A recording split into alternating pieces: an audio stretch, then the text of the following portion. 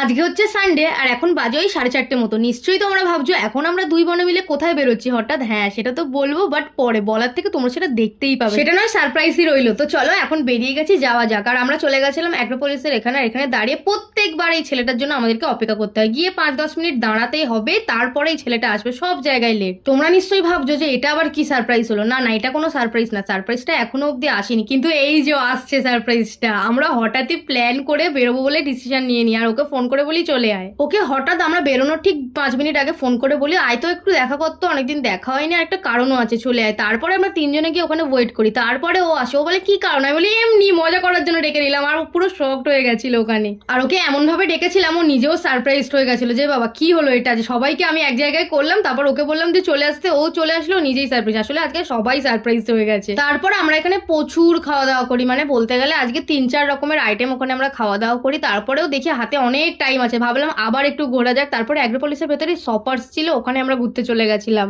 আর ওখানের কালেকশন এত দারুণ ছিল, দেখে আমার মনই খারাপ হয়ে গেছিল যে কিছুই কিনতে পারছি না। এত দামি দামি ছিল কিন্তু কালেকশন দারুণ ছিল। তারপরে ও অটো করে বাড়ি চলে গেল, মানে ওকে এগিয়ে দিলাম আমরা একটু। আর আমরা এখানে বেরিয়ে যাবো বলেছি বলে দেখো শুভ কেরম নাটক করে কাঁদছিল। যাই হোক, আর আমার বোনের হাতে যে গোলাপটা দেখতো সেটা শুভ আমার জন্য এনেছিল। তাই হোক, আজকের মতো টাটা, সাবস্ক্রাইব করে দিও।